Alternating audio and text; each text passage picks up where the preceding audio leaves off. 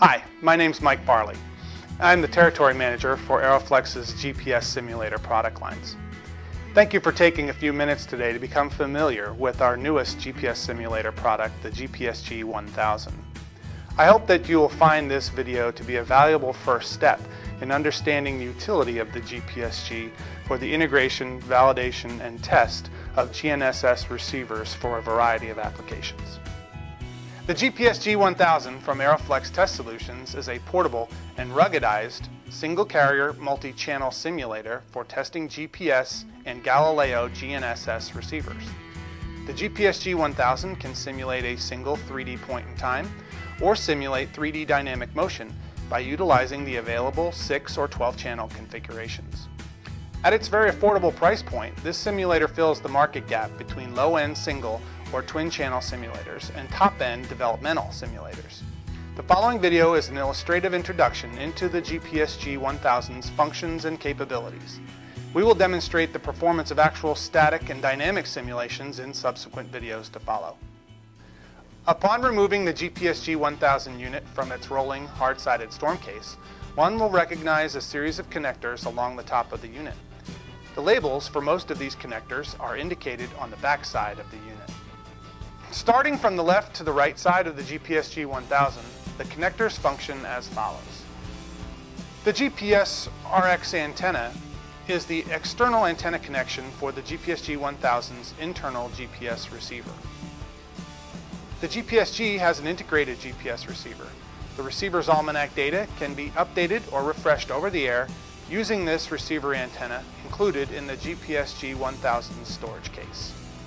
The GPS Transmit Direct is the RF output for direct connection to a GPS receiver under test. The GPS Transmit Antenna Coupler is the RF output for connecting to the antenna coupler. The GPS Antenna Coupler is the method by which the GPS 1000 simulates in over-the-air mode. The red Aeroflex Antenna Coupler is placed directly over the antenna of the receiver under test, isolating it from outside interference and preventing the GPSG 1000's RF output from interfering with other surrounding GPS receivers. The ref-in 10 MHz is a BNC connector used to connect the test set to an external frequency standard providing a TTL signal. The ref-out 10 MHz is a BNC connector providing an output of the internal 10 MHz reference oscillator. The aux port is a 26-pin D-type connector providing additional auxiliary outputs and inputs. The AC in port is the connection through which the test set is connected to AC power and through which the internal battery is charged. The GPSG 1000 may be used while the battery is charging. The Ethernet port, located above the ref-in and ref-out BNCs, can be used for software upgrades and for remote operation. The GPSG 1000 is a software-defined instrument. Therefore, any future upgrades to the unit providing additional capability or performance will be accomplished through software modifications or additions and will not warrant the unit's return to the factory. The USB host 1 and USB host 2 are stacked together and also above the ref-in and ref-out BNCs. These USB ports are standard ports allowing for the connection to USB memory devices or network cables. The USB host ports can be used for downloading software to the GPSG 1000 to export or import dynamic route files or be used to update the test set with most current GNSS almanac data. The USB OTB port, located next to the stacked USB hosts, could be used to connect multiple GPSG test sets. Finally, in the middle of the backside of this unit, one can locate and remove or replace the test set's lithium-ion battery. Turning the test set around so that the front panel is facing the operator, the protective cover for the GPSG's touchscreen can be lifted and rotated to the back of the unit, thus functioning as a stand so that the test set can be stabilized upright on a flat surface. Pressing the button with the green power logo, located on the lower left edge of the front panel, will begin the power on boot sequence of the GPSG 1000. The power on booting process for the test set takes about 3 to 4 minutes total. The booting sequence and progress will be indicated by an SYS LED located next to the power button blinking in blue. A series of software loading procedures will also scroll across the bottom of the touchscreen. Once the booting sequence is complete, the GPSG 1000's gray launch bar will be visible. Also, the SYS LED will change to a steady green light. The only other LED on the front panel of the test set is the battery LED, which will illuminate and flash green when the test set is operating under AC power and when the battery is charging. Pressing and holding the power button again from this point will trigger the test set's power off process. Once the power on booting process is complete, an operator would most commonly utilize the gray launch bar to access the various functions of the test set. A common first function to select would be the setup function from the launch bar menu. Touching the gray launch bar will cause the menu of functions to expand onto the touchscreen. Touching the gray launch bar again will cause this menu to contract into the left margin of the touchscreen. Let's access the GPSG 1000 setup page by touching the gray launch bar again. Pressing the Setup selection on the launch bar menu takes the operator to all of the setup options for the GPSG 1000.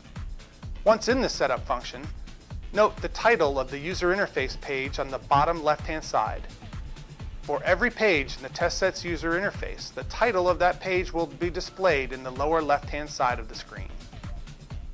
Across the top of the setup page, there are 4 setup selections: Simulation, Channels, I/O, and Motion. Touching the blue area around any of these 4 selections will allow us to enter a setup option for that selection. For example, when we first enter the setup page, the Simulation selection is highlighted in white. This means that we can edit the setup options for the simulation capability of the GPSG 1000. Touching the blue I/O field allows us to switch over to the setup options for the RF input and output capabilities of the test set, and so forth. In any of these setup screens, the choices made remain in memory until physically changed by the operator. From any of these screens, a field outlined with a white border can be changed in some way. A field outlined with a blue border is fixed and cannot be manipulated. This is a common theme throughout the entire user interface of the GPSG 1000. Any field bordered in white can be changed. A field outlined in blue cannot. In the simulation setup page, and throughout the rest of the user interface for that matter, there are basically 2 types of data entry that can be utilized. One is fixed menu selections, the other is numerical data entry. For example, on the simulation setup page, if we touch the GNSS field on the screen, a menu of options will appear, which are the only choices for that setup field: GPS, Galileo, or GPS and Galileo.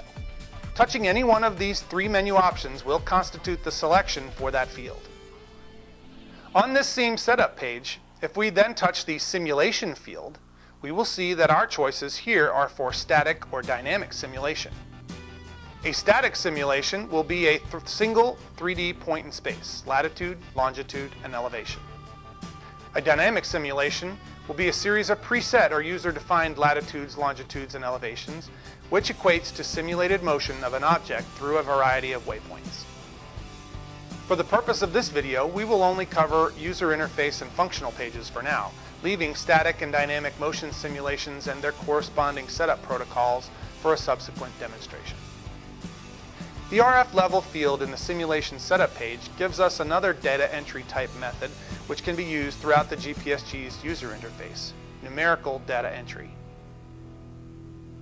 Touching the RF level field on the simulation setup page will prompt the numeric keypad to launch nearby. We can change numeric values for RF level by clearing the data from the keypad and by re-entering a value by touching the appropriate numbers. Note, we have now changed the RF level signal strength out of the test set through the antenna coupler to -95 dBm. Remember, while we have mostly focused on the simulation setup page here, the basic concepts we've just discussed remain the same throughout the rest of the GPSG 1000's user interface. Touching the bar triangle round icon in the lower right side of the touchscreen will allow the operator to exit the setup page, or any functional page for that matter. We can also exit the setup page by touching the gray launch bar and selecting another function on the launch menu. If we touch the gray launch bar and touch Simulation function on the menu, we are taken to the page from which our static or dynamic motion simulations are run. Note that the fields in this page outlined in blue are predefined in the setup process and thus cannot be changed. Depending on the type of simulation selected during the setup process, we simply touch the Run field in the lower right-hand side of the touchscreen to initiate the chosen type of simulation. If we touch the gray launch bar again and select the SVPRN function, we are taken to a page where we can selectively manage or manipulate the signal coming from various satellites used in a given simulation. For example, if we touch anywhere along an individual line for an SV, we are taken to a page where we can turn on or turn off that satellite signal, change the health status, manipulate Doppler error for that satellite, and so forth. The route function on the gray launch bar allows us to load and manage waypoints, or routes for a dynamic motion simulation. When a route is selected and loaded, the test set will validate that route automatically, telling the operator that a physically valid set of points have been selected. The waypoint function on the gray launch bar is used to configure the waypoints that comprise a 3D navigation simulation. The GPSG 1000's canned list of waypoints consist of cities and corresponding ICAO airport codes and their coordinates. However, other user-defined waypoints can be created and saved to this library of coordinates. Note that the list of waypoints can be scrolled using the indicators on the right and bottom edges of the screen.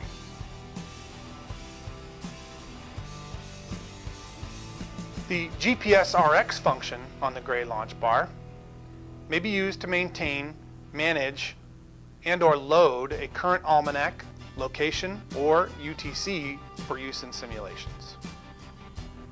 The remaining three choices in the launch bar menu are utilized for system status or versions, maintenance, and calibration of the GPSG 1000 and can be covered in a more comprehensive overview of the test set.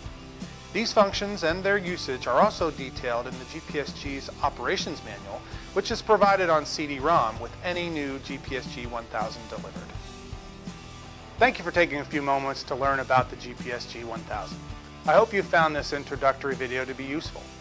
If you have any additional questions or should you require any additional information about the GPSG 1000, feel free to contact us via the internet at our website at www.aeroflex.com.